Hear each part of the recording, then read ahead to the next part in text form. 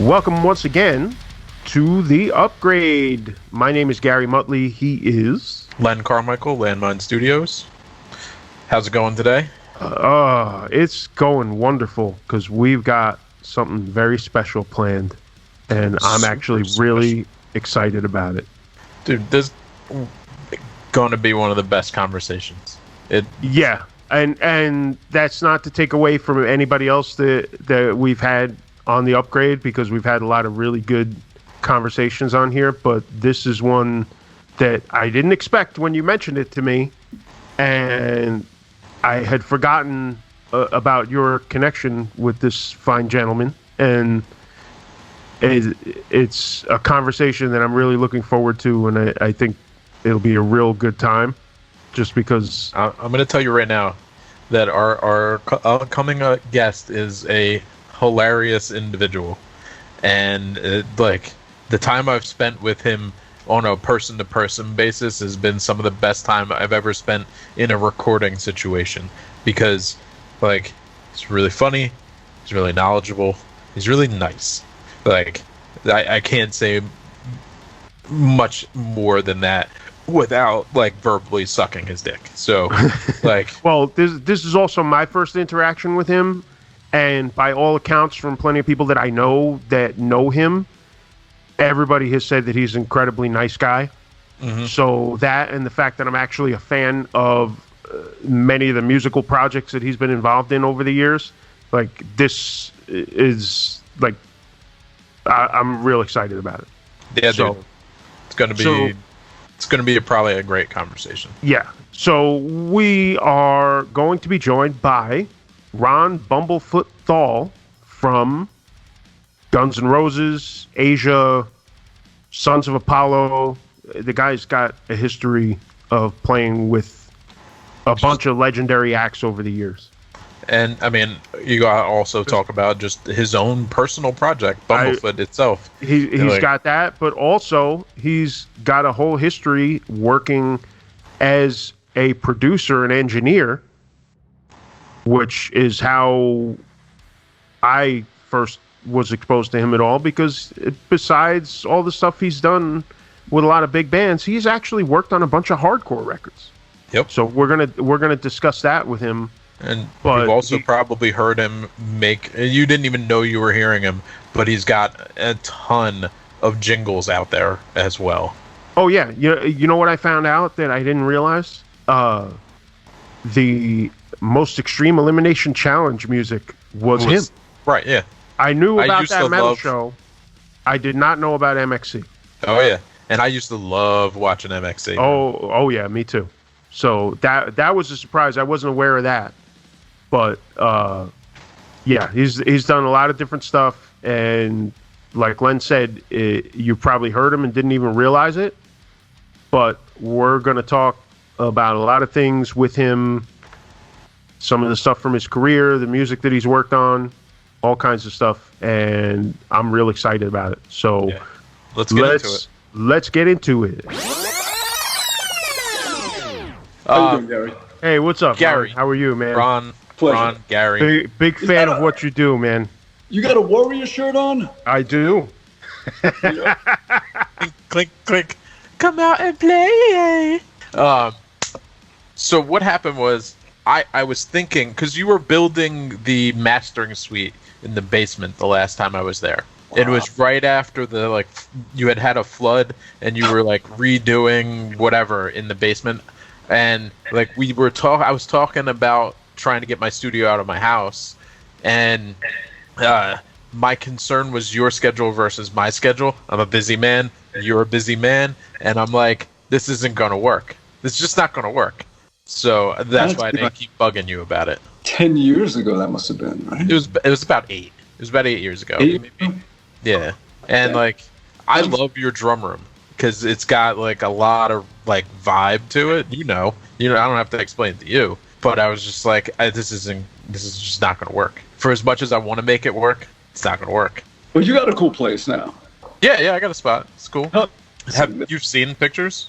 I have. Okay. Yeah. Because we don't interact that often, so I'm not sure who sees what. Mm-hmm. It is.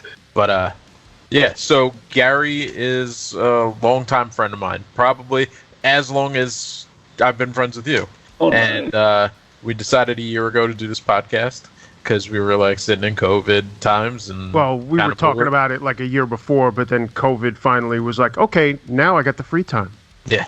Exactly. Yeah. And we've been just like talking about all kinds of stuff, whether it was it's music, movies, politics, etc. It just runs the gamut. So our intention of this conversation is to just talk about you.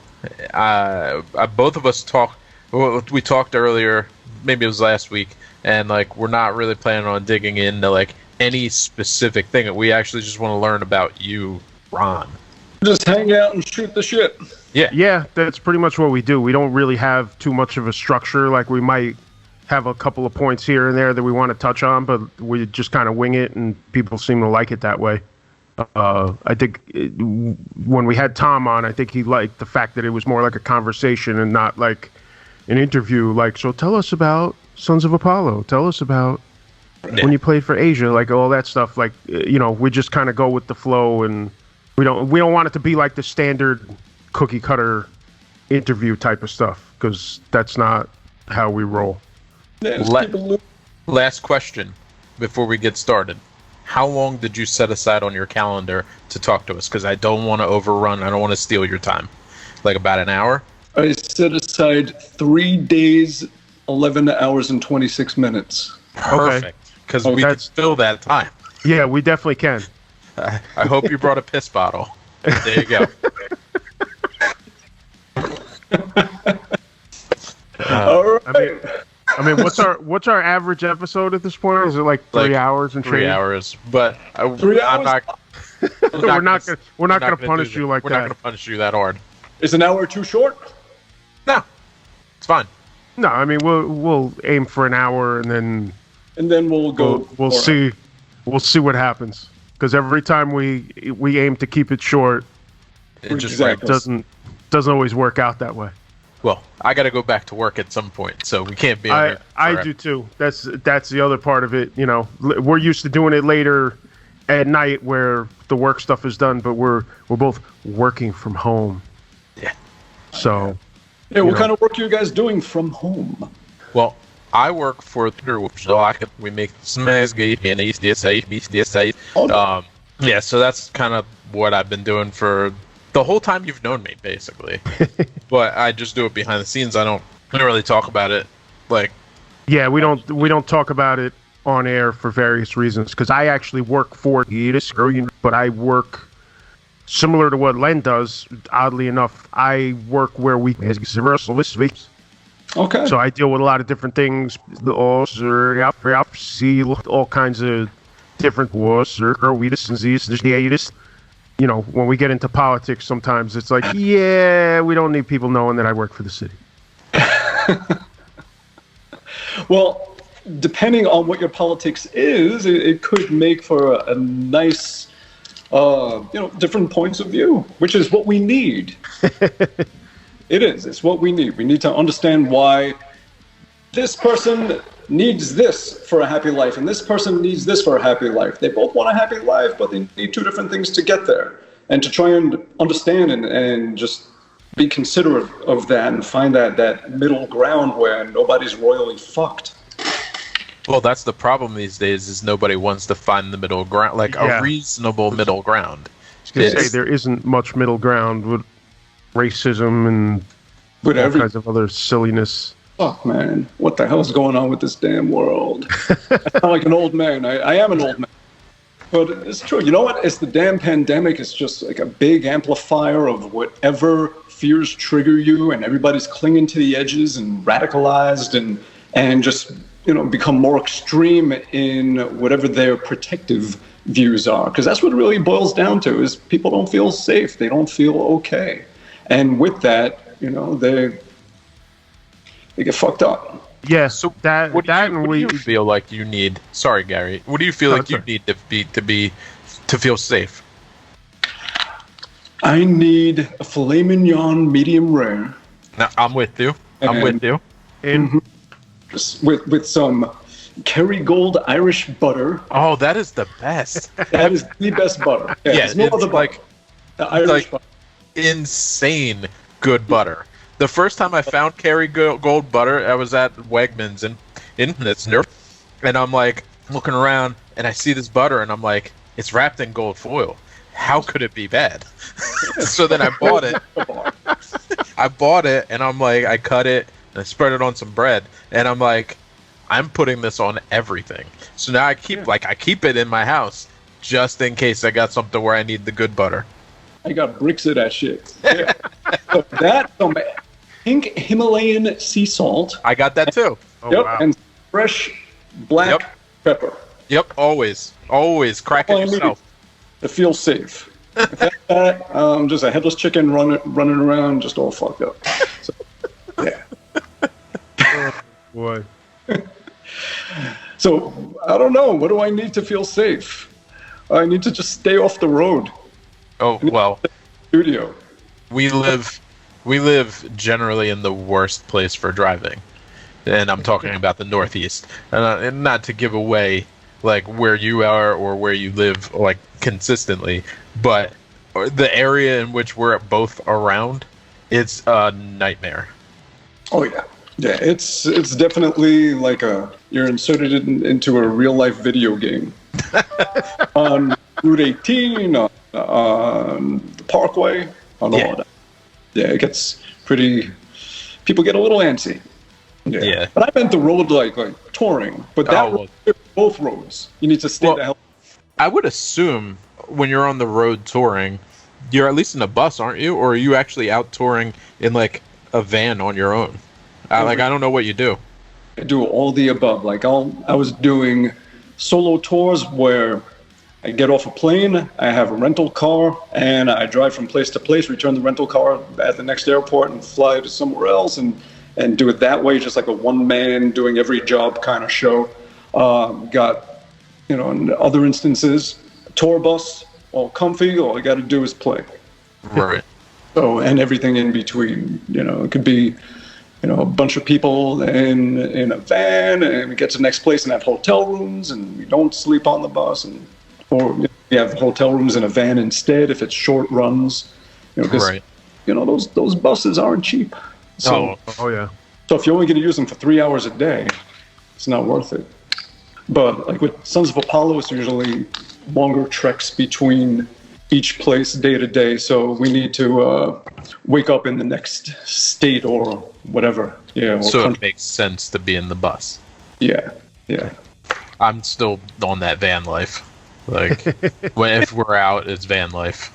It's a bunch of sweaty dudes who forgot the shower. You know what I'm talking about. I don't have to they definitely didn't forget. They just were like, fuck it. They just skipped it. Or there was no shower available because we were sleeping on somebody's floor. I think the longest I went was, and it was with a bus, but none of the venues, just the way it worked out, had showers, and there were no days off, and I had to go 5 days without a shower. Oof. Oof. So did you ever watch The Walking Dead? Mm-hmm. Now, they never intimate that any of them ever got a shower at any point. And I'm just thinking about how bad I get after like 2 days of filth. Imagine like a lifetime of filth. Like, does your body just build up a callus? Like, I figure they had to find a river somewhere or something. I don't know. They never talk about it. Yeah. This is a very good point that no one really thinks about. It was actually one of my first thoughts when I started watching that show. It was like, oh man, you could probably smell those people coming from a mile away. Well, but then you got the smell of the zombies, so it's like which one's worse? Well, maybe one kind of covers the other. Maybe. I don't know. Have you ever encountered any zombies on your tour? Tons. Yeah. And there'll be like 100 of them, and they all have Sharpies and photos. Please eBay. Yeah, do you have a problem with people asking you for like signatures and then you find them all over the internet? Like people selling them? I just wish people would be honest about it. Like, if you're a fan and say I'm a fan, and there's a lot of people that are legit with that, where they want your signature, and at some point they show you a picture of their wall at home, and they have like a dozen signatures and photos with different people, and that's like their shrine. But then there's the other ones that are just eBayers. Yeah. Yeah. So does it bother me? Nah, you can't worry about that, because it's like it's an impossible. It's trying to fight off a school of piranha. You can't do it. See, nobody has ever or will ever ask me for my... Actually, it's not true. It's happened once or twice. Yeah. But having my signature will get you nothing. Yeah, I've had it won't even get you a good seat at the buffet. Like I've had a few, mostly in foreign countries, and it's like, okay, maybe they're going to get $5 on eBay. Maybe. Possibly. And that's including shipping. Problem is, a lot of people fake stuff too on eBay. Oh, yeah. People saying, "Oh, look, Bumblefoot tour pics," and it's not some Oh, wow. printed up or anything. Like, they just make up their own shit and do that. So yeah. Oh, but you can't fight that stuff. School of piranha. No, you just move on. Just focus on that which you can control. So what have you been doing? Because like, nothing. For listeners out there, I've been like in and out of like talking to Bumblefoot for years. I rented your studio to do a couple a record or two, and you even did a record for us one of my old bands like back in the day, and and I probably have a friendship where it's like we check in once in a while. Like, what's been going on, man? Oh, how far back do you want to go? As far as you feel comfortable. All right. So, well, if you want to go back to '92, that's fine. Okay, but, I'll go back. If you want to start closer. Hospital, and that's a little too far back. So, what have I been doing? I guess we go back 8 years. Well, yeah. There was a band out of Anarchy that I started up, and went through a couple of singers and singer troubles, and I was doing Guns N' Roses and finished with that, and just doing my solo stuff and putting out albums, and then Sons of Apollo, and then doing stuff with Asian, doing lots of music for TV shows and little indie horror movies and some video game stuff. What else? Producing bands, doing that. What else? Just a whole lot of musical stuff. What was your favorite thing you produced? Or a couple things that you were like, man, this really came out awesome. The last one I did came out a year ago, a band called the Doties. It's just these two young dudes, and one is like this Kurt Cobainish kind of singer, guitar player, tortured soul, very deep, and his music is everything to him. And the drummer, he plays the entire kit with just his right arm while singing backing vocals and playing keyboard bass with his left hand. What? And he grooves. He's got flow.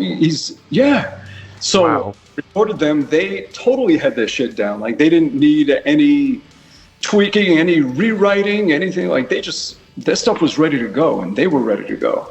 So did it without a click, because they had a natural groove, and sometimes you want things to pull and to push and all of that. You do it. Kind of always should, But I just had them in the studio, just looking at each other like it was a gig, and just play. And first take, second take, music knocked out. Then instead of spending money in the studio, because we were doing it out by them, they were far, far away.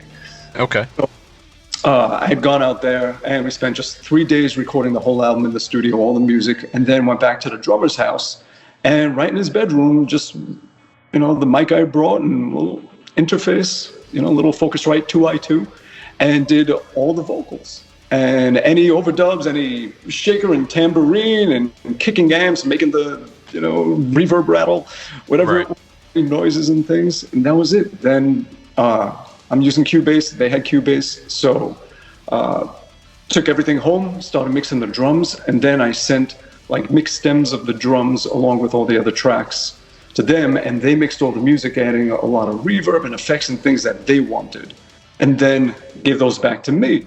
And then I did the final vocal stuff, and the final mix of it all and the mastering. And I love the way it came out. It's just like this loud in your face, like a gig kind of very round vinylish tone. It's not like that clean, like smooth, scooped out kind of sound. Like it's just, and it really captures the vibe.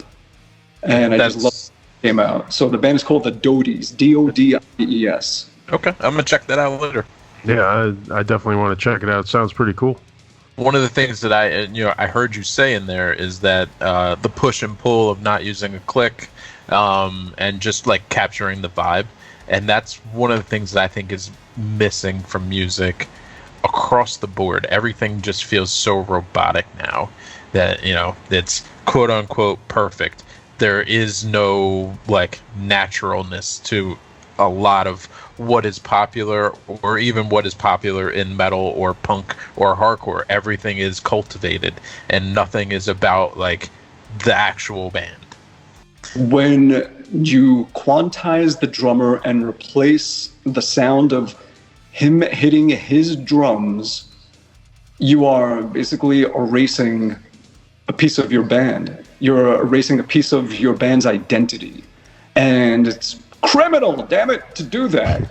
I know that for people that want clarity, they're going to use triggers, and it's become, the standard thing. But I think everything has become so overused. A trigger should not be the master. It should be the assistant. It should be, right. And, don't take away your drummer's identity, because you're just killing part of your band. And the drums is the foundation of it all. And the drummer makes and breaks the band. It's like if you have a shitty drummer, you have a shitty band. Yeah. I've been standing on my head about that. I've posted it a few times, and I will tell anybody straight out, like if your drummer is bad, your band is bad. Yeah, and the same with the recording. If your drum sound is bad, your recording sound is bad. Right. And it doesn't matter. Like you can have like the clammiest guitar sound, but if the drum is great, it's a good sound in recording. Yep. That's like the drums are more important than a lot of the instruments. I think the three most important things in a recording are your drum tone, texture, your bass tone and texture, and your vocals. Guitars, you can replace the guitars on almost anything with something else, and it'll still sound cool. Like, the guitars are the least important thing, and it's the thing that most people focus on the most. And it's like you're focusing on the worst, like the least important piece. Like it's like it's like what's that?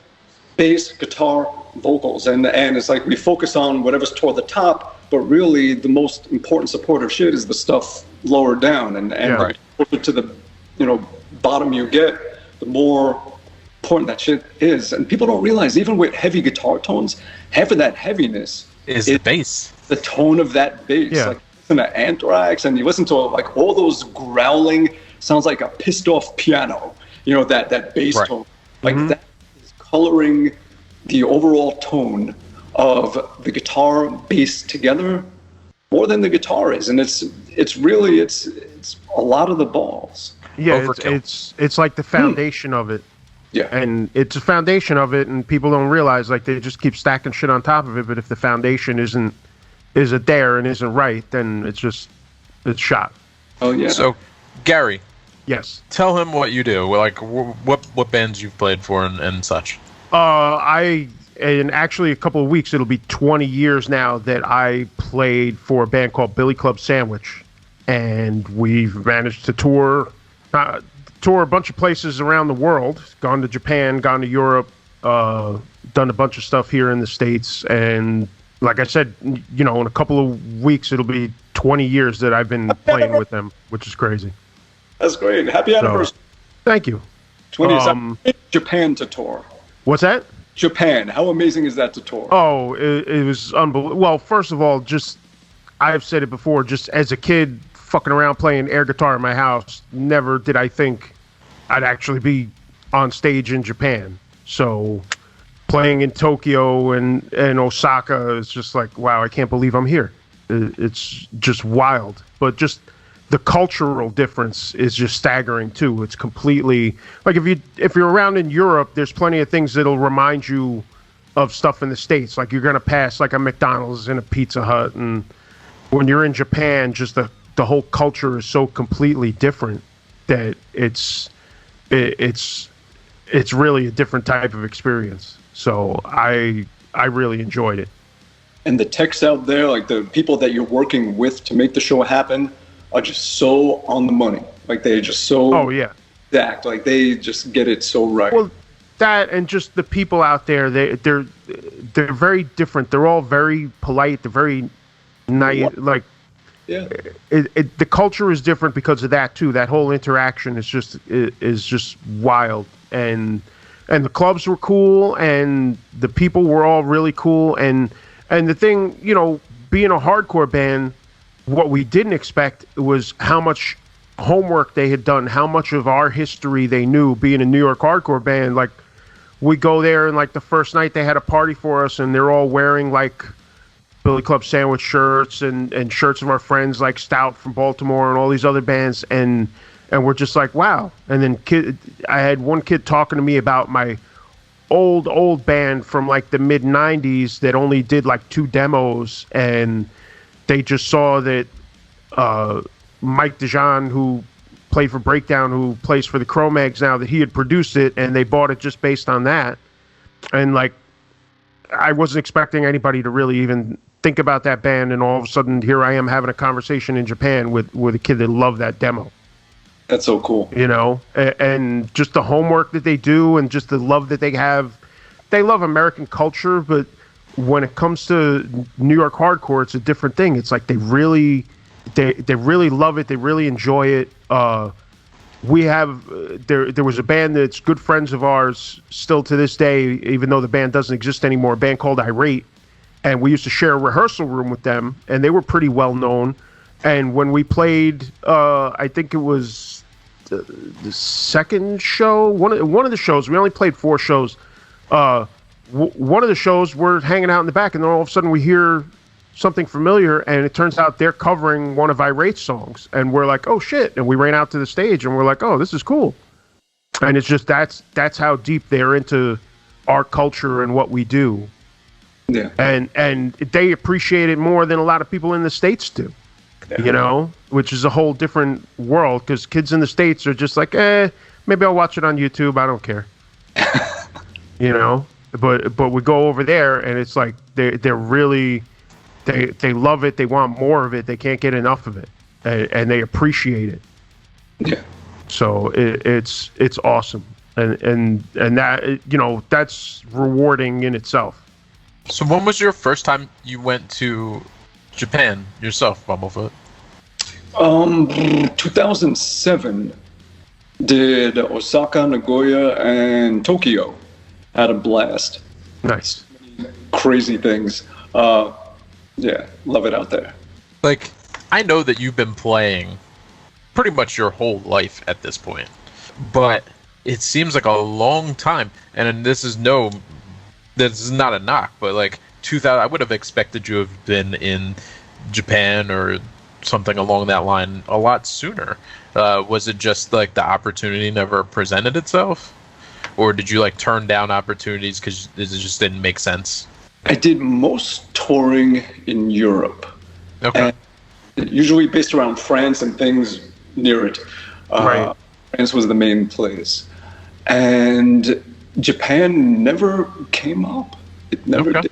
And also, I wasn't touring heavily. Like, I was doing a lot more studio stuff. I was kind of living like the pandemic, pretty much. Right. And it really wasn't until, I guess, the mid-2000s that I started touring heavier and heavier and heavier and heavier. And, yeah. So, 2007, and been back a bunch of times since. So do you like touring, or is it like a means to an end? I don't. What don't you like? Well, you know, it's like that frog slowly boiling, like you don't realize you're boiling. Mm-hmm. So like the more you tour, the more you're doing it, and this just becomes your life. But what I found, and I'll speak just for myself, not incriminating any other human beings that tour, for me, find that you have your home, stable, normal life, family, taking out the trash, normal stuff. Right. And, I've been with my wife now, 31 years. So to go towards more touring and to be more away and distant and, just family members dying while you're on the road and you can't be there. Yeah. And all the things that you miss, all that life stuff. And what happens is, it's like you have to kind of let it go or it'll drive you nuts. And I've seen it in other people too, where it's like they're missing their kids' first steps and they're freaking out. And people just like losing their shit and just in the middle of a tour, just going to the airport, trying to get out of there and trying to talk them off the ledge. Yeah. And things like that. Like when you're living on the road, it's hard to have both lives. The life on the road, you just live in 24-hour increments. You're in one place, one set of people, one show, and then boom, you reset, you start over. Groundhog Day, new place, different. Actually, not Groundhog Day. Just you're only alive for 24 hours at a time, and then another 24. No roots planted, no anything, and you have to sort of let everything go. It's like while you're on tour, that's when the world slowly unravels at home. That's when the water heater bursts, and you're not there to take care of that mess and things like that. And it makes you, you're so helpless. There's nothing you can do where you're needed, and you're just absentee. And over years, becoming decades of living like that, it becomes a point where you have this dual life. It's like you come home and you're like a visitor to your own home, and you're there just long enough to take care of the shit you need to take care of before you go out again and start touring. Just enough time to go to the dentist, do this, do that, whatever it is, get your taxes done, whatever the hell it is, and then you run off again. And you squeeze in life, you squeeze in a year of life into a month, or a month of life into a week, whatever it is, and then you're out the door again and you're gone. And you don't even unpack your suitcase. And that's how you live. And it's not a good way to live. Your connections tend to dissolve over time. They do. It's natural. It's hard for it not to. And with that, people come up with all kinds of coping mechanisms, whether it be, booze or drugs or sex. I mean, you could call it sex, but a lot of times it's just people need companionship. They're missing just the normal human close interaction that you have at home, with the people you love. You don't have that. No matter how cool you are with your bandmates, Yeah. It ain't that. Yeah. It's not someone that you can hug and that you can just talk to and all of that stuff.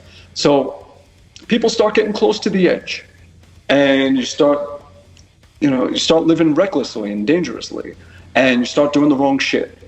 And that's what happens on the road. You didn't set out to be that guy, and you end up just doing all the kinds of things, not all, but the kinds of things that you would never do if you were not living that life where you're just disconnected and alone, living just for 24 hours and then another 24 and another 24. It is not healthy. It is not human.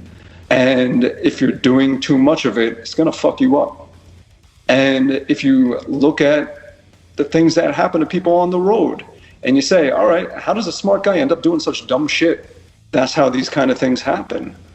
And being off the road for, a good year, and feeling the roots go back into the earth, and just, I don't know how I lived the way I did.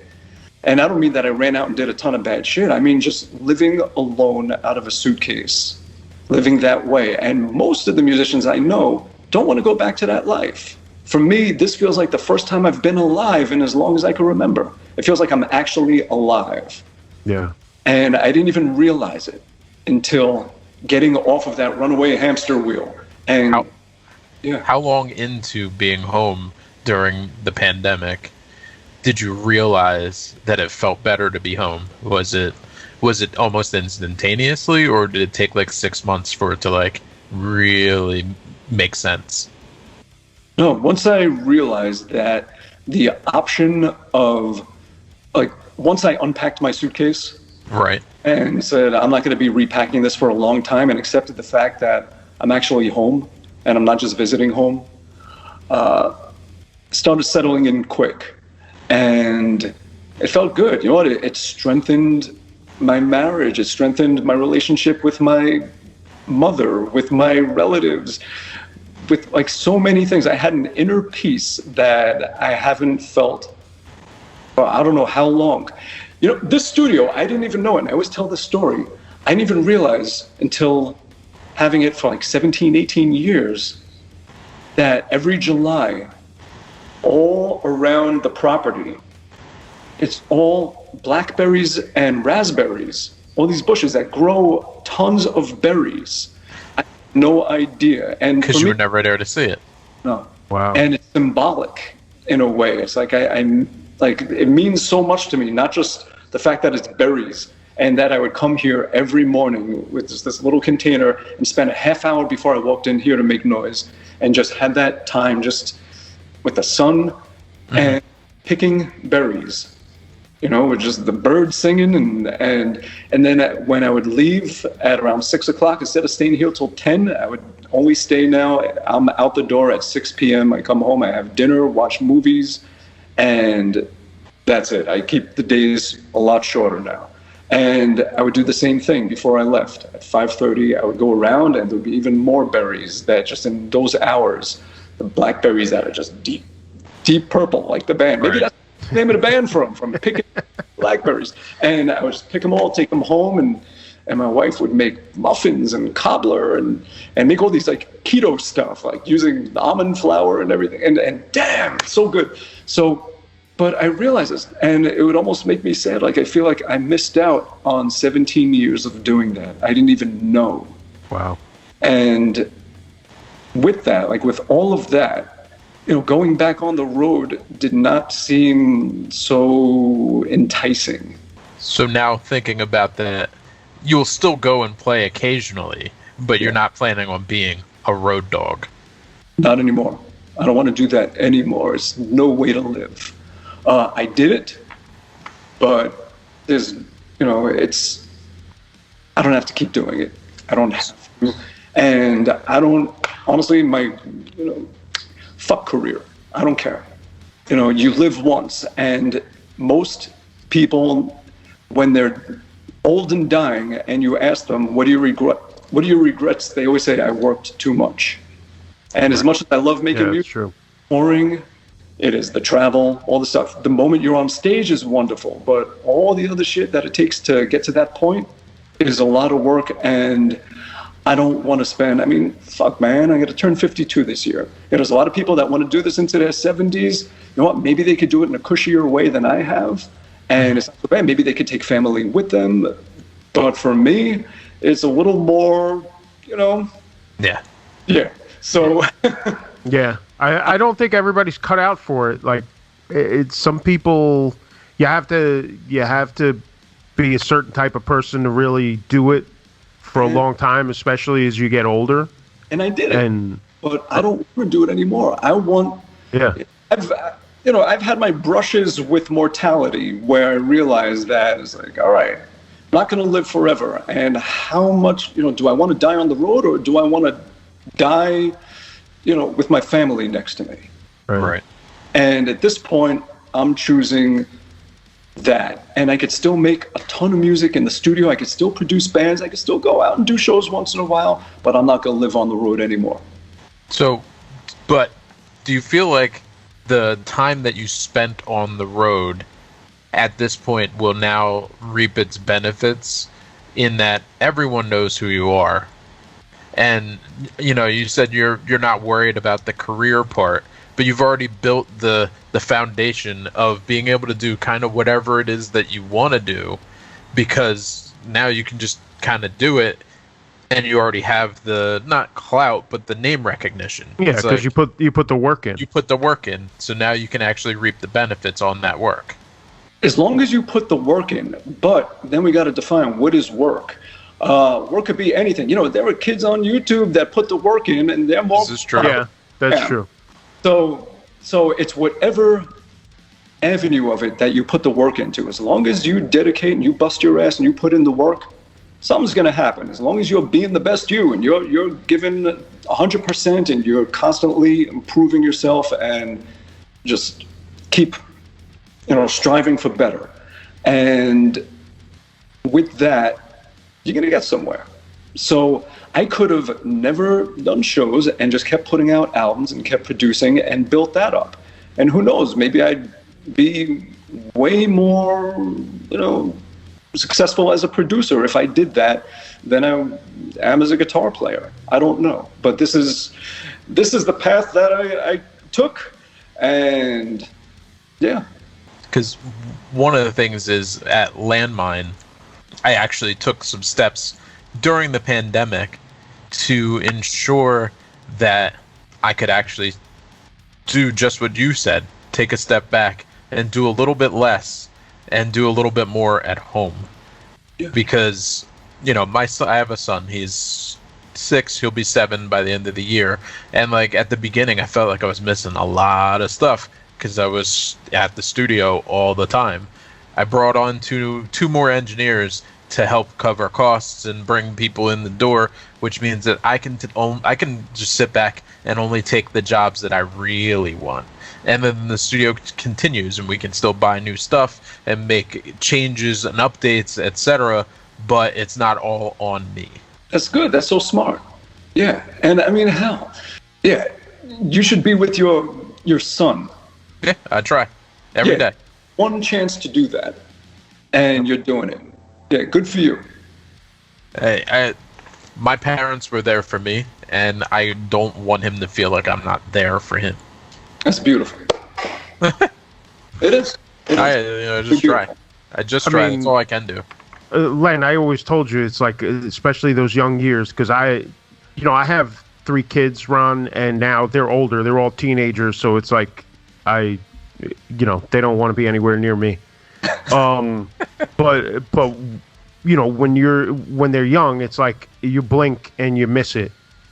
And I imagine for me and the bands that I played with, we never did a ton of touring. We might go to Europe for a week or two, or go to Japan for a week or something, but we never did long tours because by the time I joined the band, like I said, it's 20 years now. I'm 47 now, so I joined the band. I was already almost 30. I wasn't a young kid. I wasn't living with my parents and just able to do whatever. And even with the other bands that I was in, I just we never did a lot of touring. But when you have kids, it's even harder. But even if you have a wife, like you mentioned how long you've been married, and when you have a family, a lot of times it's hard. It's hard to go out there and be away from them for a long time. And especially with kids, you lose that time. Something happens, there's a problem, and you're not there. So I understand that. And every situation is different. Some people are okay with that. Some people feel like they're doing what they really want to do, and it's worth the sacrifice. But I also think, much like what you're talking about, I think COVID changed that for a lot of people too. Yeah. Because now all the tours stopped and everything stopped. So people had a year and change to sit there and go back to life like what you were talking about. And now we've talked to some people who now, and I have friends like this too, that are guys that were in touring bands or that they were working as techs or whatever. And now it's just like, yeah, I'm not going back to that. Yeah. Because they had that time off, and suddenly it's like they realize that it's not really for them anymore. It's the good choice of words when you said worth the sacrifice. I used to think it was worth the sacrifice, but the older I get, the more I don't. It's not worth the sacrifice for a kid to be raised without their dad because you're off playing shows, or for a wife to spend half of her marriage alone because you're off playing shows, or to not see your parents for years and not see relatives, before they're gone, Right. and all of those things. And for the people at home to have to, just run the house by themselves because you're not there. And worry about you on the road. Yeah. I mean, it's dangerous. It's one of the things people think it's glamorous to be on the road, but honestly, whether you're on a bus, you're on a plane, or you're in a van, it's dangerous out there. Every trip between one show to the next could be a harrowing experience. You never know. It's a roll of the dice every damn time. Yeah, because we know people, and Ron, I think you had this experience too.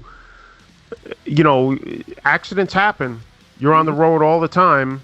Shit happens, and I know guys that were on tour. Suddenly, the van gets rammed into by a tractor trailer where the guy fell asleep behind them, and guys left the band because they couldn't tour anymore, because they literally couldn't sit on in a vehicle for more than an hour. It's a dangerous thing, and a lot of people don't realize that it's not all fun and games. No, that like a lot of people think. It's a big roll of the dice. Yeah, every time, for anybody. Anytime you get in your car, you're rolling the dice. Definitely. So to do it that much, it's rolling a lot of dice. And we're all rolling in the vans and in the buses. We're not wearing seatbelts. I mean, we're literally just freeballing, just hoping nothing happens. Yeah, and half the time you're lying on a pile of equipment and whatever. I mean, if you get banged, if you get rammed in the contorted positions that people are in half the times in vans on tour, you're messed up. Ugly. Oh, sure. When we were in Japan, because a bunch of big dudes all packed into a van in Japan, like we could barely move. So if we ended up in that situation, who knows what would have happened, because we were packed in so tight, there was no give at all. Well, we could all cushion each other that way. Maybe. Like a giant picture is almost like a giant human marshmallow. Hey, I don't need an airbag. I've got Martin. There you go, exactly. That should be his new nickname, Airbag.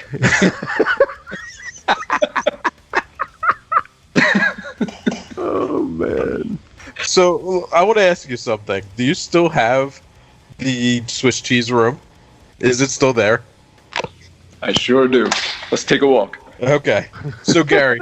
Yes. He was creating this room when the first time I went to his studio, and basically it's a room that's painted bright yellow, and it's got holes cut in the walls like it's Swiss cheese. Oh, so yeah, it's like the Swiss cheese guitar that he has. Exactly. Yes. I wanted a room that would match the guitar. But there are some spots where there's actually holes you can reach in. Oh, yeah. Pretty much all the holes. What I did is I did a double layer of drywall. And just, did a lot of putty to smooth it out. So... But it's a hole. Yeah, so it's yellow walls with these, black holes in them. And then I did a couple of little, eyeball lights that I painted the outside of them black. So when you turn on the dimmer, and they just oh, they wow. look like eyeballs. That's great. Yeah. So I could never sell this place. I basically took the resale value and dropped it to about a stick of gum. I would have to pay someone to take this house. Who the hell would want a Swiss cheese house? I will buy the house from you. All right. Well, when you're ready to buy a Swiss cheese house, I'll sell it to you. So I was looking at houses, and I saw this one house. It's got a Swiss cheese room. That's cool. Well, what you have to do is find somebody that's a cheese aficionado. Yes. And then they'll just be like, yo, this is perfect. Maybe that's the answer. Maybe I should sell this place as potential fromagerie. Yes. Of course. Or just call it the charcuterie and make a meat room. Make a meat room. Oh my god! I should. You know what? Instead of drywall, jerky. Just like just jerky wall. Jerky walls. Oh my god!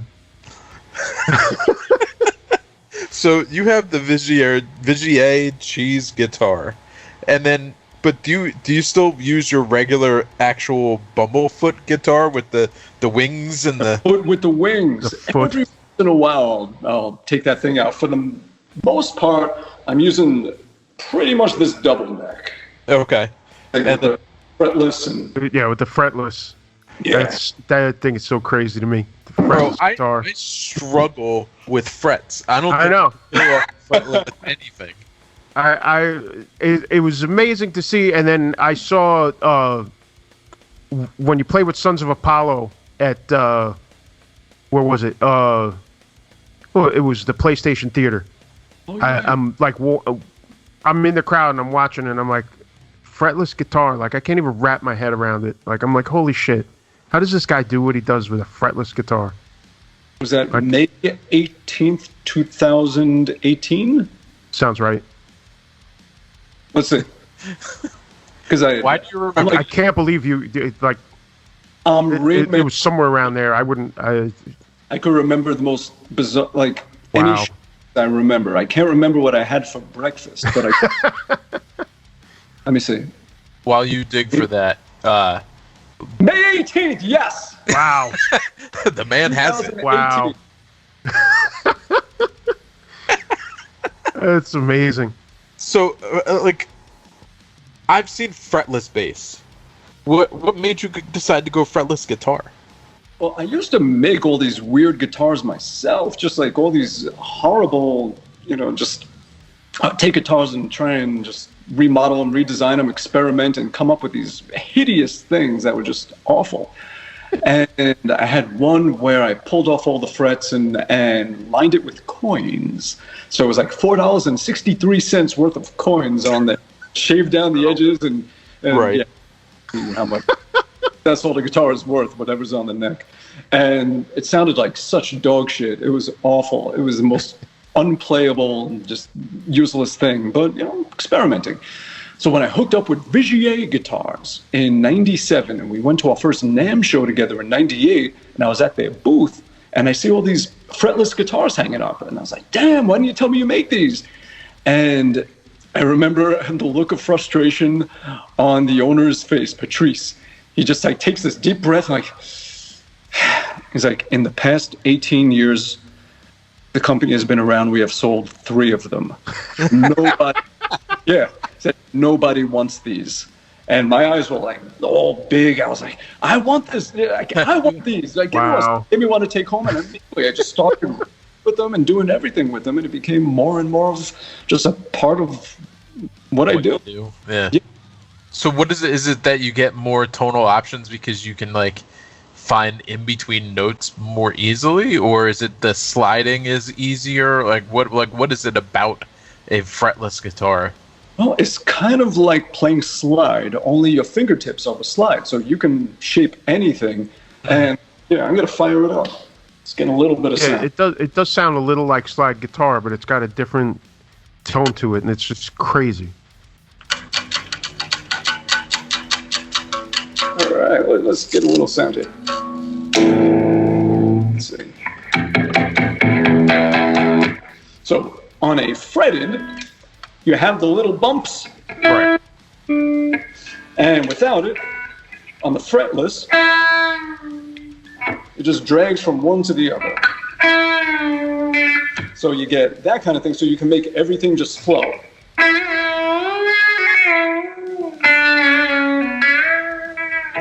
Like that. Let's get a little more gritting noise on this thing. So you get a lot of good dragging kind of stuff.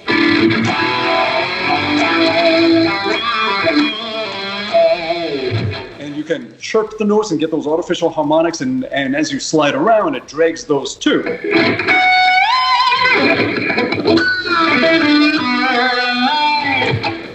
So let me ask you this: is that what you used on the 2 solos you did on the Swashbuckle record? Because it sounds like it. Probably did. Let me see. Let me see if I can find them. It's probably what I did. One is on the song is Cruise Ship Terror, and the other one is on the same record, but I'm kind of farting out brain wise as to which song it was. Swash. I'm gonna search a hard drive here and see. Search a hard drive. You still have all that crap on your hard drive? I have saved everything. I have every single thing going back as far back as it all goes, because you never know. Rounds of Rum. That's the other song. Rounds of Rum and Cruise Ship Terror. Yeah. All right, let's... Side note, I'm working on a new record for them right now. Oh, and good. Big hello for me. They were such good dudes. It's 30 songs long. Holy shit. Yeah. It is 30 full fucking songs long. 30, like, 3 minutes over? Mostly. I think there's maybe 2 songs on there that are under 2 minutes. So, I would like to, like, toss myself off the roof. Maybe play a little hopscotch, fall right to the bottom. But it's coming out really good, to be honest. It sounds great. And, yeah, it's just taking me back right now, thinking about that. Let's see. Solos. Was it... Oh, it was alright, the window. That was December 25th. I recorded this on Christmas 2000. Wow. That's an example of what I'm talking about. Like, sacrificing. Right. You shouldn't have been doing anything but hanging out with family on Christmas. I mean, I know you're Jewish. Is your wife Jewish? No. Okay. So then she's Christian. That's even worse. Yeah, right. So then she's probably at home pissed that you're doing some dumb solo in the studio for some stupid pirate band, and she's like at home like trying to like have family time, and you're like, nah, I gotta do this solo. I gotta do the solo for these goddamn pirates.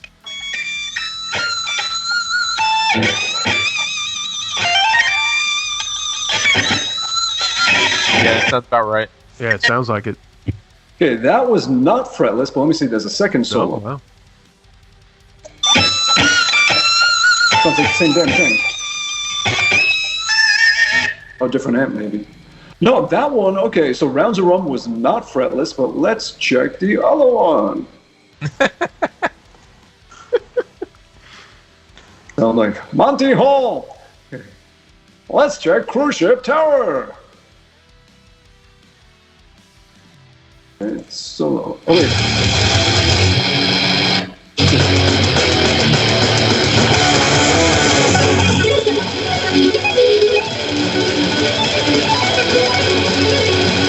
What the fuck did I play? Oh my god! How do I even do that? I don't know how you did that. I can't do it. Craziness. Actually, I just played it. All right.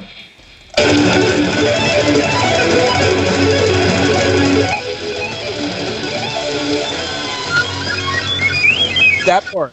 Okay, that is not fretless. That is using the thimble, where I'm shortening the length of the string from, instead of the direction of the frets. Right. Almost facing the bridge. So I'm going like. Oh my god. Like that. Wow. Because now, if you take this thimble, for all of you listening that don't see this, on my picking hand, on my smallest finger, I have a metal cap, which we call a thimble, for those of you who sew, and and I'm placing it in front of the bridge of the guitar, kind of where you pick, and by doing that, the string only rings out from where you're fretting down to where the thimble is held down, thus shortening the length of the string, then making the frets higher. Like that. Fucking wild. Holy shit. So that's how you get all these other higher notes. Like that. By moving in the direction. So it's like a slide. And it slides and all. So you can sort of...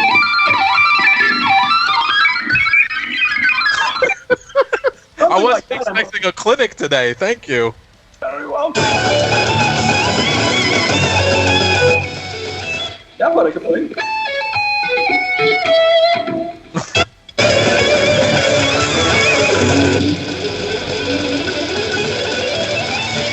Okay, that's how. So wait, let me ask you this: what was it that like clicked in your brain as like maybe a teenager or in your 20s that was like, yo, I'm going to be one of the greatest guitar players on the planet? Like, what did you have to sit down? But you are. I'm just trying to keep challenging myself and get better. There's a million things I can't do. But that's the beautiful thing about music, is that no matter how far you get with it, it's still infinite in front of you of what you can still accomplish and get down and create and everything. Like, but what do you do to practice? Do you just fool around for hours, or do you have like something specific? Sadly, I don't practice very much anymore because it's like everything is just, all right, I got to record something. Oh, I got to record something. Oh, I got to record something. So usually when the guitar is in the hands, it's to record something or writing something. So I don't spend as much time as I should of just, practicing, just putting on the metronome and right. All that stuff. Every once in a while, I might do something where I'm trying like some new picking technique and working on it, and then I'll practice. Or just if I have to remember some solo that I laid down for Swashbuckle, and practice over and over. So if I want to go, that's what I do. So let's.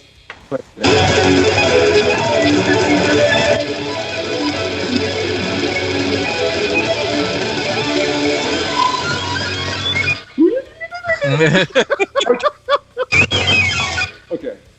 So, oh man. Well, listen, I got to say this, because this is one of the things. Ron, I was familiar with you here and there from Guns N' Roses, from other stuff. One of the things that I noticed, and the Sons of Apollo thing really brought it out a lot to me, and then I went back and listened to more of like your solo stuff. What you do, like stuff like this, is just very different from what a lot of other people do. Like between the fretless guitar, which a few people have done, but not many, but like this thing with the thimble is like, where does this even come from? And it's almost, it's just so different, and it's out there in a good way, but it's just unique to you. But even like some of the phrasing you use for some of your solos and stuff, it's just different. It just stands out because it's just unique in its own way. So I got to give you credit for that, because it's also not a gimmick, because like some people will do stuff as like gimmicks or whatever, but like you wouldn't even notice it. You wouldn't even know, like, unless you just explained it. We'd just be like, how the hell did he even do that? Like, that sounds insane. I spent the last 14 years wondering how to fucking do that. But it's just wild, and I got to give you all kinds of credit for that, because it's just awesome. We've had guitar for so long, and you've had all these guys doing all different guitar stuff, and as much as I love a lot of them, whether it's Vai or Satriani or guys like Jeff Loomis, it's like, oh, he's great. There's things that you do that just, between the phrasing and then little things like that, it's just so different that it really stands out. Cool. Well, I guess you just gotta tap into your inner weirdo, you just gotta. That's true. Like, it's funny, but it really is true. We tend to edit ourselves and stop ourselves from stepping outside of the norm, and I always felt like an outsider, so I was just like, fuck it, I'm just going to do what I do and just see how far down the rabbit hole I can go with my own weird shit. And that's exactly what I'm talking about, because it makes you stand out so much. But everybody has, everybody's an individual. Everyone's got unique shit about them. It's just a question of how much of that do you want to show. Yeah. So you produced three of some of my favorite records of all time, and I'm speaking of Indecision, Unorthodox, Most Precious Blood, and Most Precious Blood's Nothing in Vain. Those three records, like, probably some of the most listened records in my catalog of, you know, thousands and thousands of things. And then on top of that, I've seen Indecision / you know, Most Precious Blood probably more than any other band on the planet, despite them canceling every other show. Oh no! I remember those days. Yeah. So, like, what got you into actually producing bands? Like, where did that start for you? Oh, where is that? Oh, and now I'm thinking, holding in.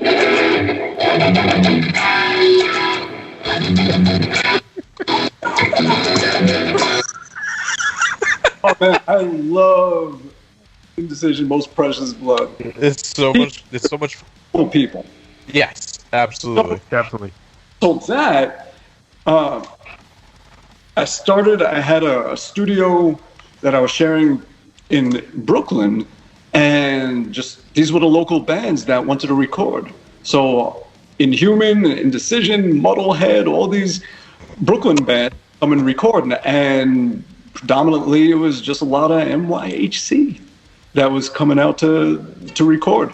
Did some other stuff, did, you know, different types of music and everything, and just the more you record people, like, really, those albums, I wouldn't say I produced them. Like, they knew what they were doing. They had their songs written. They knew what they wanted. I just did my best to capture it. Right. But yeah, the more you do that, you know how it is. The more you do it, you start becoming, like, you know, the additional member, and you're part of the creative process, and that's when the line crosses from engineer to producer. Right.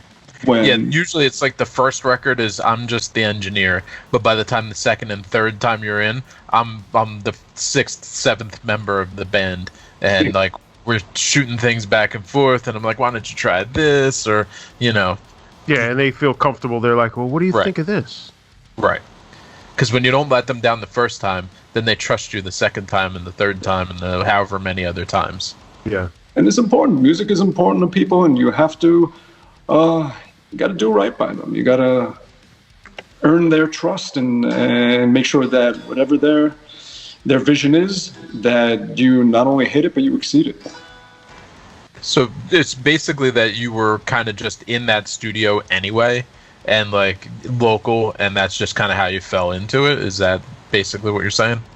Yeah, I mean, I would produce, but that's pretty much it. Like, that's how it would happen. Right. And over time, some people would reach out and say, hey, will you produce our album? Meaning they want you, you know, they already feel a trust for you that you're going to do the right thing. And that's when you're suddenly Mr. Producer. Where Right. it's not just, hey, will you record my band? It's, will you produce us? Because they think that you're going to help them be the best them. Mm-hmm. Yeah. Were you familiar with hardcore music before that? Yeah. Okay. But not as deeply. Like, I didn't know all the local bands, and Right. So it was a wonderful,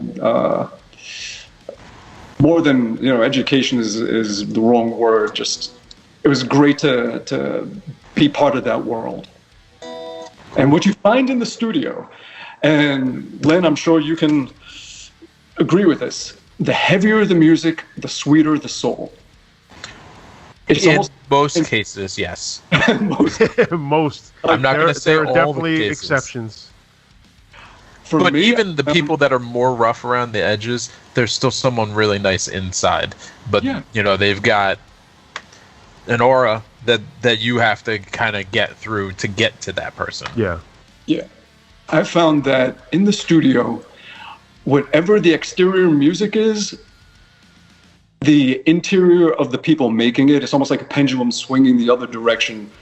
And the most thoughtful, the most decent, kind, wonderful people have done the heaviest music. And I found that it also kind of goes the other way with the lighter music, let's say. Right. That people try to, whether it's screw you on the payment, or they're fighting in the studio, or they just have shit attitudes, or just fool themselves, or whatever it is. Yeah. I found that a lot of that would happen with lighter music. Just my own experience. And the heavier the music, the better the person in the studio. That's what I had found. Yeah. Yeah, I would generally agree with that. I actually find that the hardest thing for me to do is deal with current hip-hop clients. That's like my biggest sticking point, because they want to spend the least amount of money and they want the most amount of work out of you. Mm-hmm. Whereas like heavier bands, like we sit down and we talk and we agree on a price, and we both know what we're getting into. Whereas like hip hop guys think that $10 is too much, and I'm like, yo, $10 isn't even getting me to show up. You know what I mean? It's there's just like this weird thing because their friends will do it for free, and I'm like, well, then go see your friends. Yeah, do it with your friends. Yeah, I hear you. Oh man. So Ron, let me ask you this. Now we're at the point now where COVID is, I don't want to say dying out, but it's definitely becoming less of a factor than it was. What do you see now in your future? I know you talked about touring less, and I know Sons of Apollo was playing right before, because you guys had started touring for the second record, right? Yeah, we were right there when all the shit went down. Yeah. I mean, do you have any idea if you guys are going to start picking up where you left off with that, or are you going to go in a different direction and work on something else? Or I know you're not going to tour compared to what you were. I'm working on solo music. Uh-huh. Slowly. It's the slowest thing. Like anyone else's stuff, I could bust out in a second. My own stuff, it'll be a year to do a song. So have that going. So that should be done in about 10 years. And and yeah, as far as Sons of Apollo, we have right now on the books early 2022 South America. Hopefully they'll be okay for that to happen, and it's a quick, just 4 shows. Okay. Yeah. Like, that sounds like that. See, that sounds like a fun time. 4 shows. Yeah. Like, go do 4 shows, come home, and then there's just like a little tiny vacation. You're not going for months on end. Yeah. So there's that. Yeah. And honestly, if I could, this is my prediction, is that there's going to be a third wave end of the year. Like, we all think we're in the clear, but the 167 variant that's decimating India is going to way. I mean, it has. It's going to get here, and all the people that aren't vaccinated, a lot of them are going to feel it if they get it. So I'm assuming that there's going to be a third wave that's still going to come. And that's not me saying, either way, anything about vaccines. I mean, this is just the fact, that if you don't get a vaccine, odds are, this ailment will affect your body more. Right. Yeah. So I've been on my head about the third wave. I said that the second wave was a definite, and I was like, we're probably going to have a third and potentially even a smaller fourth wave of things, because as there are more and more people that get infected, there will be more and more variants that will pop up. It's just the way it works. That's nature, yes. So it's just going to continue, and the sooner, if you choose to, the sooner you get vaccinated, the better you will be suited to fight it off if you end up around it. I got both my shots. I got both my Pfizer shots. Hell yeah. I got 2 from Moderna. It is what it is. Like, I'm not telling anybody that they need to go do it. I did it, and I'm comfortable with my choice. Yeah. Gary, you for it or against it? I am put it this way, because we actually talked about this on a recent episode. I'm not for it or against it. I understand why people are hesitant about it, because we've got a long history, and I mentioned 9/11 is one example of like, oh no, it'll be fine, and you've still got firefighters fighting to get proper coverage, So we've got a bad history, and then I don't want to go down the rabbit hole talking about Trump, but that doesn't help things either. But I also see the other side where I see a lot of people who I think have valid reasons for being hesitant about it, and they're catching flack all over the place. So it's kind of, it's a weird thing.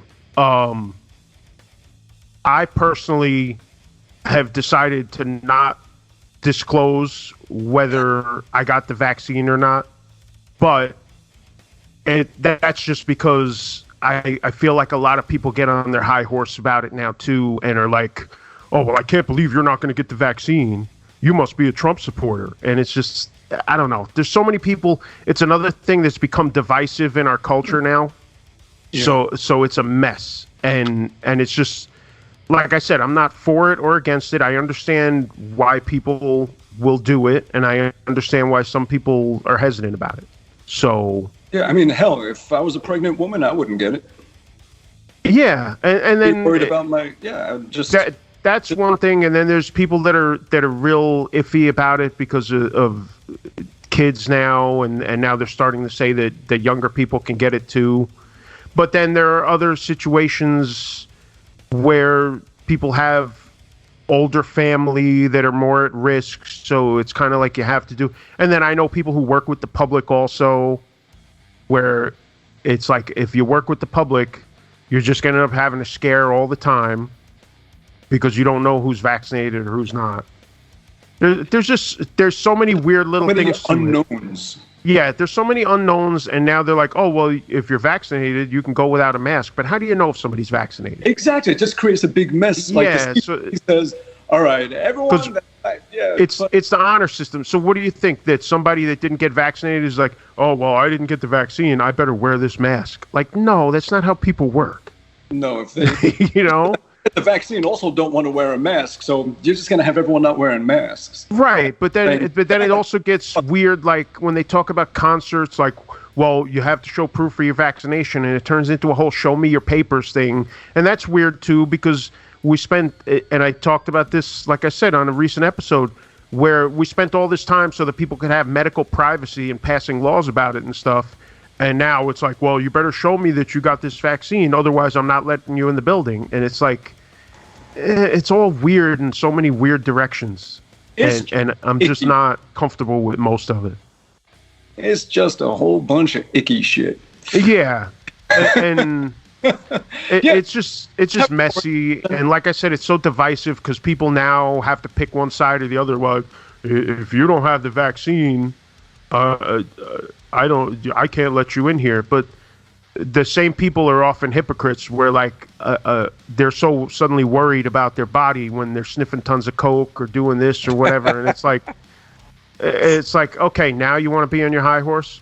Okay, whatever. Like, it's just, it's such a messy situation. It's too new right now. Everything going on is too new, and it needs time for us to figure out what's right, what's wrong, what works, what doesn't, and just coming up with a system that is going to be okay.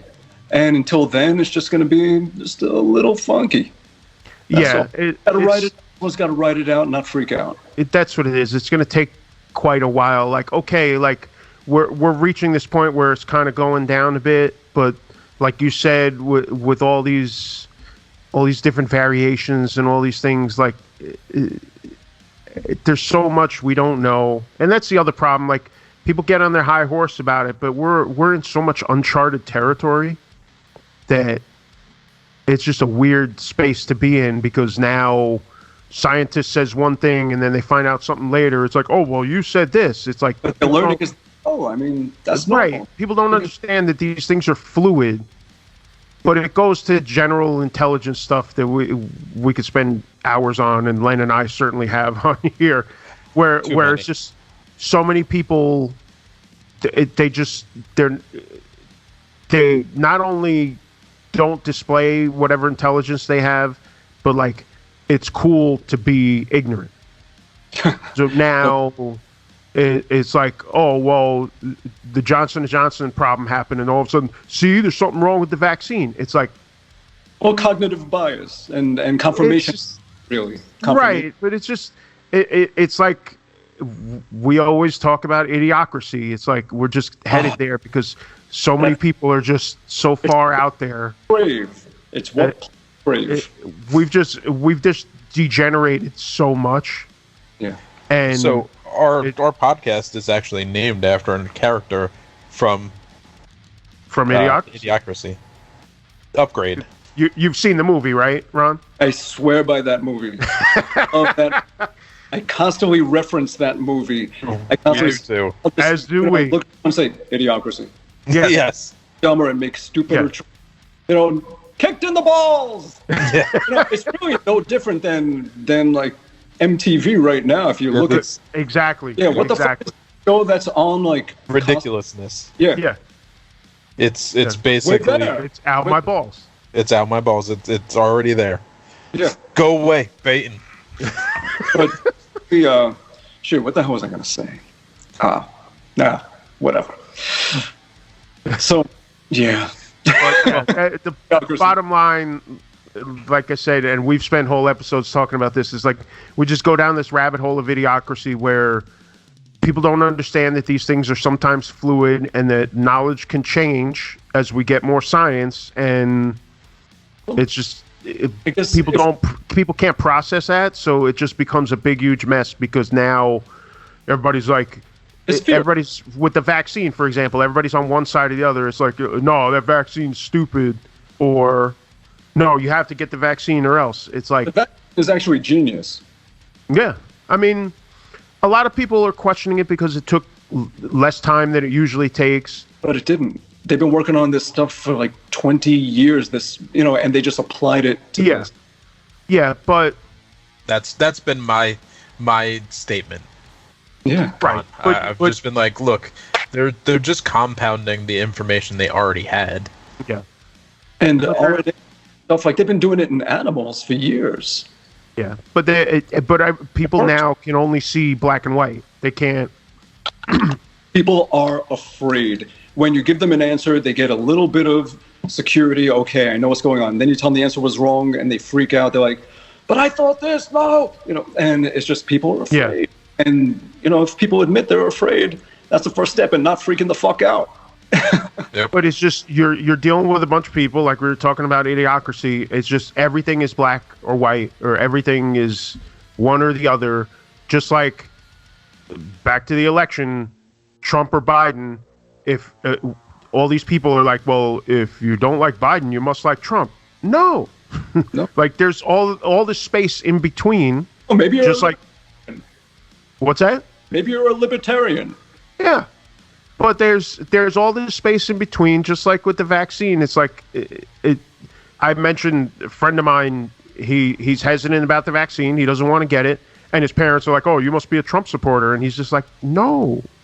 Like there's all this space in between, but everybody's got to pick one side or the other, and that's why I kind of made my stance with it where I don't want to talk about the vaccine because then people will be like, "Oh, well, look, he got it," or people will be like, well, why didn't he get it? And I just don't want to be. You don't want to go there. Any part of that. Like, to me, it's all personal choice. And if you don't want to do it, yeah, there's risks involved, but there's risks if you do it. Right. So there's an assumed risk no matter which way you go. In the end, we're all gonna fucking die. So that's true.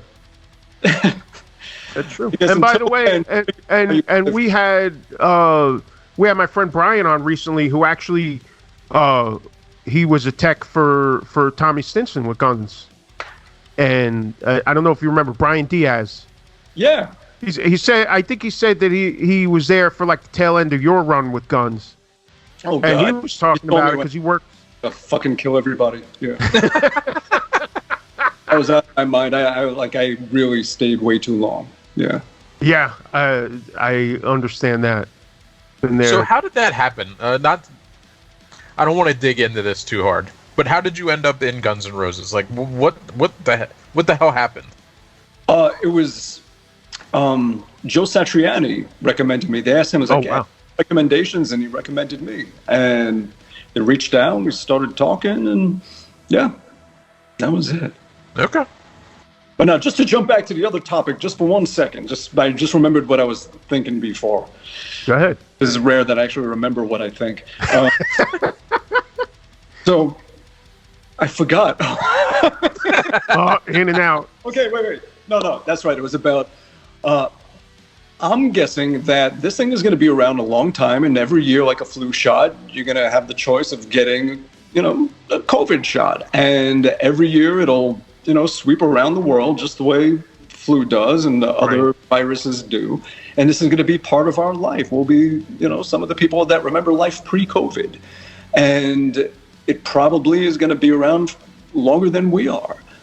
And that's life. That's how it goes. That's okay. That's nature. That's normal. This is not the first pandemic, and there's been much worse ones. We are actually lucky as hell to be in this pandemic where we have Skype, we have a vaccine, we have communication, we have information, misinformation, but information. And, I always go back to the Antonine Plague in the 500s, lasted 15 years. A volcano went off in Iceland and left Europe in darkness for a year and a half during it, causing also, without that sunlight, there's no food. Yeah. So all of that. So we have food delivery while we're Skyping our family, living somewhere, and we have vaccines. We have all this stuff, and we're bitching and moaning about a mask. We are blessed and lucky as fuck to have what we have, and these minor so-called inconveniences that we bitch about is only a testament to the fact of how good we have it. And people should be thankful for what they have and stop being petty little bitches. I'm with you on that 100%. I definitely agree with that completely. And for whatever people complain about, whether it's a mask or something else or whatever it is, be glad you have so much of what you have. And I tend to do something called negative, as you can call it, what's the word? I do have the COVID fog, so I forget words as I'm about to say. Did you get COVID? Oh, hell yeah. Wow, really? It's hard. My wife had it too. She lost sense of smells before we even knew what it was, like back in February of 2020. See, I think I had it, and we've had this conversation on here. I went to Disney in 2019, but it was November 2019, and within a week of coming home, I was decimated. I ended up in a hospital twice. Shit. Yeah. And they're like, yo, we don't know what you have. You have a virus, but we're not sure what it is. It could be this, it could be that. We've really never seen this one before. I don't know what it is. Yeah, it's always so great when they're like, we don't know what you have. And I had the cough. But I think you're going to turn into a zombie. Issues.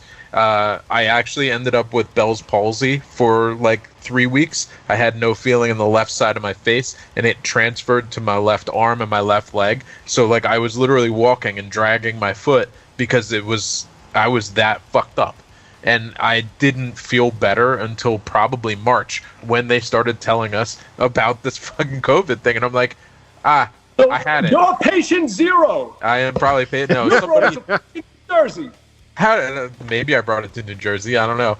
But did you get it? I'm glad you're okay, man. Did you run into any bats in Disney? Could that be it? That was probably what was in the food that they were serving, because it's all cheap food. Who knows? But you spend a couple days in Disney, and you're around you're at the crossroads of the world. I mean, people are coming to Disney from everywhere, and everybody's touching everything. They're not cleaning the rooms like they have to clean the rooms now. Yeah. Like there are all different options, and then you're riding in Ubers, you're riding, in airplanes and buses that everybody else has been on, and nobody's cleaned proficiently. I could have caught it anywhere, but I'm pretty sure I had it. based on all the symptoms. It's not like, because like they would know if I had the flu because they gave me 3 flu tests. Nothing. I didn't have anything else. It was a virus. So I'm pretty sure I had it. It is what it is. Well, okay. I'm glad that you and your wife are better. Yeah, of course. Like that. While it may have hit you hard, that you're still with us to have, to just be here. Sure, I'll be grateful that we're here. The thing I was thinking of was, it's something that the Stoics do called negative visualization. Picture the worst scenarios of things and say, what would I do if? Because we always think of the best situations and we avoid thinking of that kind of stuff. Right. But it was something that they would do, like they would sit around a bunch of philosophers and say, what would you do if someone accused you of this and your family left you and you lost your job and your social standing? What would you do from there? That kind of thing. And you say, well, it's almost like playing chess in a way. It's like, what if this move happened? What would you do? Just as this way of just exploring your own life and your own thought process and your own choices. So that's that we should probably all be doing during COVID times as well, saying, all right, what if this continues into next year? What are we going to do? What if some variant hits where it's really kicking everyone's ass and the vaccine doesn't work? And, then what would I do? Yeah. So I tend to think about those kind of things every once in a while. Just what would I do? I'd stay my ass in my house. Hell yeah! Like that's like where, exactly. Just hey, I've been saying this since the beginning of the pandemic. I can talk to anybody I want to talk to, pretty much any way I choose to. Whether I want to write them a letter, I want to get on the internet and type something, or I want to have a video conference, or make a regular old phone call. There is no lack of my being able to actually communicate with someone outside of my house, and I'm lucky to have that opportunity. And secondarily, I can get food anywhere. As long as the grocery store is open, as long as there are people still delivering food or whatever, I'm not going to starve. I'm lucky enough to have a job to be able to afford to do any of these things and keep the lights on. You will not hear me complaining about a mask. I'm not going to. If I got to put the mask on, I put the mask on. I'm not going to argue with somebody over some minor, as noted by you, inconvenience. Like, do I like wearing a mask? No. Who likes wearing a mask? It's not really that fun. I don't like wearing pants. Right. Right. But I wear them. Yeah. I've been wearing masks for years, though, because to avoid cigarette smoke, I keep always with me an N95. I got a stack of them from Uline. There's like 200 of them, like 20 cents. Wow. And bring them with me everywhere to avoid cigarette smoke. And also when I'm on planes, on tour, if some dude is coughing his lungs up next to me, I'm putting that fucking thing on. Because those things do help. And, they don't end it, but they help. And I'll take all the help I can get. So I've been wearing masks for years. So to me, this is not a pandemic. It's just a big band-demic. You know how it is on tour. It's a pandemic. One guy gets sick. Everybody. And everyone stays. And by the way, since we were talking about Japan before, over there, they're wearing masks all the time for years. Pandemic. No, there's no Japandemic. There's a vandemic that everyone gets sick in a van caused by a bandemic. But yeah, so the world is just living like they're on tour, and they don't seem to like it very much. No, they don't. That's true. So one of the things that happened during this pandemic is that I work with Hate 56. It's a website from Philadelphia or South Jersey, etc. And then we do live shows. And, I go and I record audio, and Sonny shows up and he does his video thing. But we did a video for Max Portnoy. We did 2 videos for Tala back in November. And I'm standing there, like, just doing the audio off in the corner. And Marlene walks up next to me, and I'm like, wait. And then I look out there, and I'm like looking back, and I'm looking at her, and I'm looking at him, and I'm like, oh, that's Mike's son. I didn't realize that because I didn't know who Tala was before I got there. Because I was just like, yeah, I'll do whatever you want me to do. And then it all like hit me, and then I was like, I should reach out to Bumblefoot. And like it just like a pattern of thinking, like, because I knew that you were doing Sons of Apollo with Mike, and it's just like just secondary thinking. What a sick fucking band, my God. Yeah. Yeah. But this goes down to it. The thing you said. Some of the heavier music that you will encounter includes some of the nicest people. And those kids are so nice. Like, every single person in that band was super chill and respectful. Like, it was just a great time working with them. That's great. Yeah. So I just figured I'd let you know that you came to my mind while I was trying to get something else done. Like, I should check in on Ron. Nice. So sometimes we close out our shows and we ask somebody for their top 5. Oh shit! Okay. I want to know. And yes, we like to do it with no preparation. No preps. Good. None. I want to know your top 5, like, musical inspirations. Like, who are the 5 people that you would say is the DNA of you being a musician? Whew. All right. I was worried. I thought you were going to ask me like my top 5 places to get a cheeseburger. It would be like one out. All right. I mean, you could do that one too. That'll be a whole separate episode. Yeah, I'm all about the chicken. We start talking about food. Tour food. Well, you have to come back on one day, and we'll do a tour food. Yeah. Sauces. There's so much shit we got to talk about. So, okay. I guess I'll go with Eddie Van Halen, guitar-wise. Definitely huge impact. Just changed the way I thought about playing guitar. Before hearing Eddie, I was like an Angus clone. I was like reckless, just, like running around the room, spitting on everyone. With a nasty little fucking 10-year-old. I was. Yeah. So, and then I heard Eddie Van Halen and just changed everything. And that's when I started making my weird guitars and exploring just whatever, thimbles and all of that. So,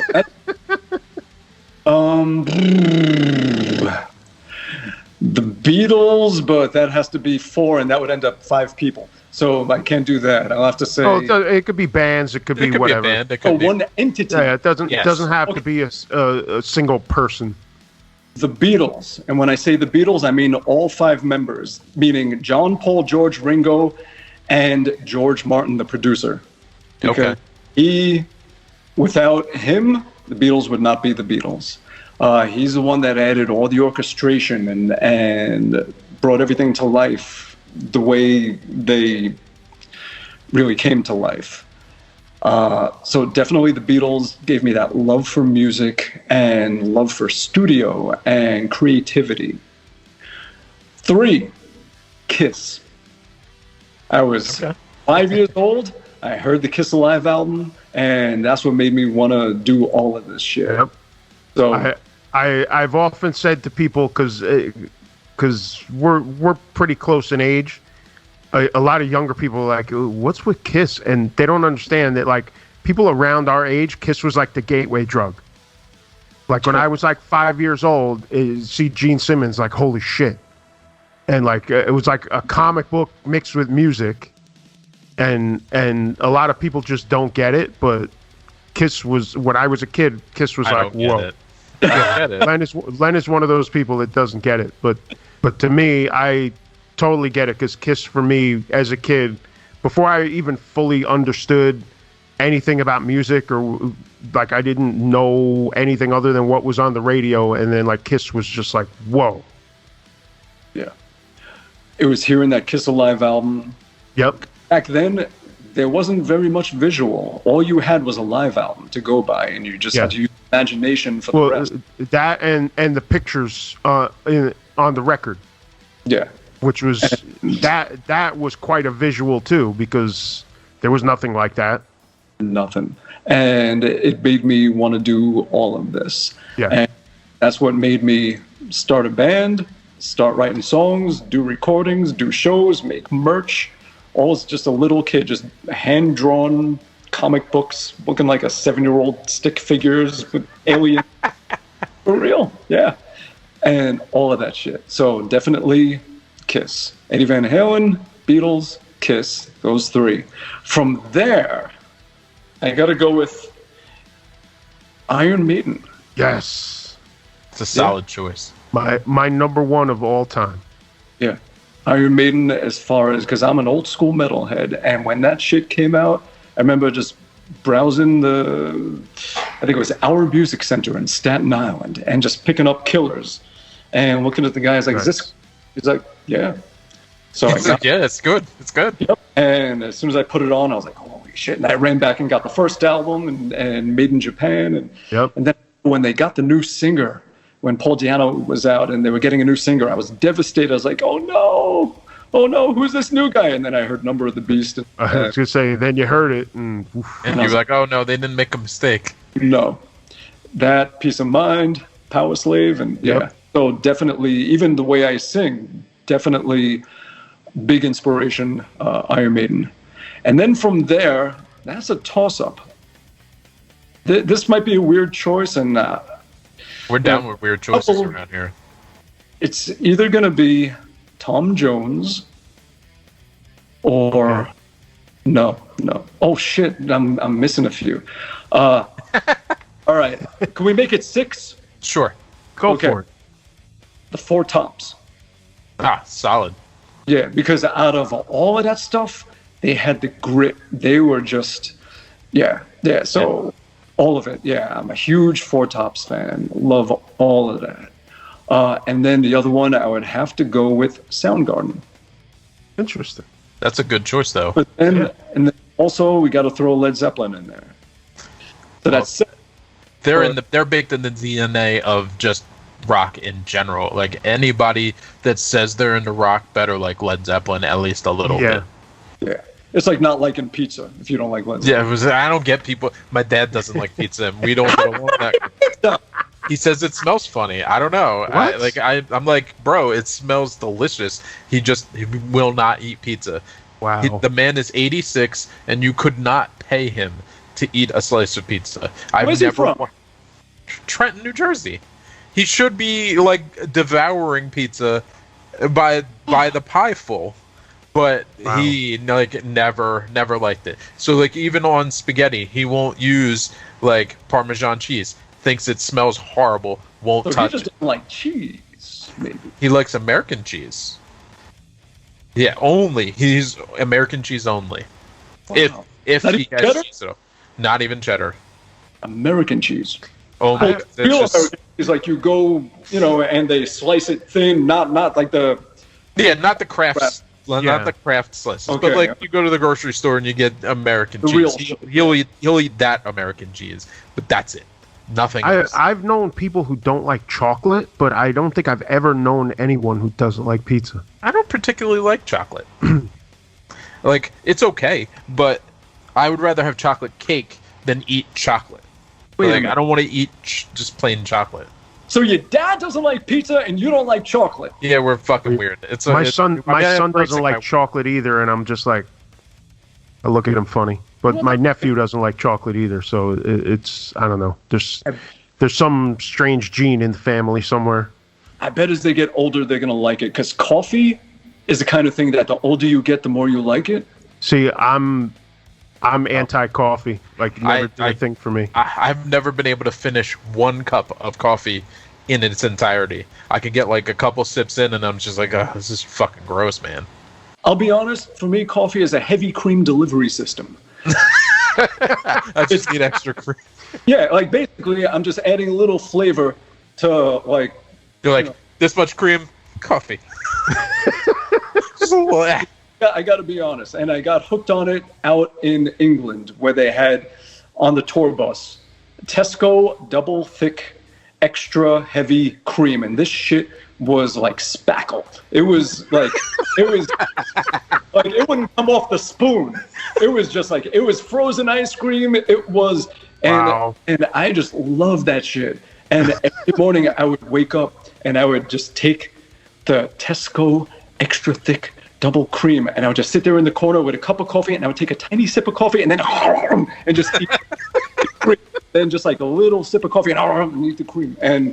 And so for me, it's become more about that. The same way Kerrygold is the butter of champions. Well, this, like, if you've ever had coffee with half and half or with milk, don't bother. Like, you got to use this shit. A little goes a long way, and it is so damn good. It is like eating a vanilla cake made by heaven, and that's weird. And just put a little bit of coffee in it. Just put it. Well, see, I like coffee ice cream, but there's like so that's what I'm talking about. Yeah, right. But there's so much cream in it that it takes the coffee and like makes it smooth. So like I'm fine with that taste. It's not too far off of chocolate for that matter for me. Like, I mean, it tastes different, but it's like the beanie thing. Right. But yeah, just regular like people who drink black coffee. Oh man, I'm like, what's wrong with you? There's something wrong with you. So basically, you just don't like Italians. You don't like pizza. Yeah. You don't like espresso. No, I love pizza. I will eat pizza every day if you give me the opportunity. I'm just stirring shit. Well, I mean, we'd love to have you back on at some point. I appreciate you giving us a couple hours of your time here. Great hanging and catching up, and yeah, man. Gary, any lingering questions you want to get out of your head? I don't think so. I'm just hoping to see touring start up again, and hopefully see Ron, whether it's with Sons or something else, because I really do enjoy your playing, your performance, and the stuff that you do. So I am very happy that we got you on the upgrade. So pleasure is mine. That's really all I got to say. And if you come back, maybe we'll spend an hour talking about Iron Maiden, because I could easily do that. Hell yeah. So let's see. We'll do an hour about Maiden. We'll do an hour about pizza. Okay. One thing about pizza, though, that I don't know how you guys feel about it.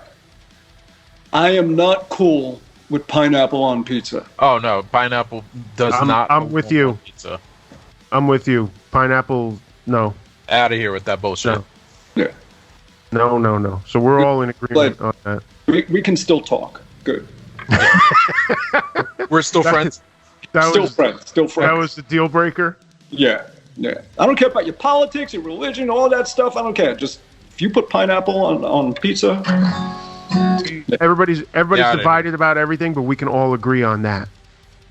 There are people who disagree with this, and these are the people that I don't need in my life. Those are the people that are wrong. Oh my God. Oh man, they are very, very, very wrong. So you're writing something today? Do you have a something due? Today I laid a guitar solo for a young drummer gentleman by the name of Thomas Thunder. And I laid a guitar solo for one of his songs. Okay. Yeah. Interesting. Well, that is a wonderful name for a drummer, Thomas Thunder. Yeah. He better be thunderous on the drums. I'm just saying. He's damn good. Yeah, he's great. Okay, good. Awesome. That would be something if he was Thomas Thunder and he hit real light. Like, he plays soft jazz on a cocktail kit. Just it's a minor rumble. It's not really thunder. Yeah. It's just a name. Do you have anything that you'd like to plug before you go? Or anywhere you want people to follow you, like Instagram or anything? All that crap. Anything Bumblefoot, you'll find me. Just Instagram, it's Bumblefoot, Twitter, Bumblefoot, Facebook, Bumblefoot, YouTube, Bumblefoot. You can check out bumblefootshotsauce.com. Ooh. And yeah.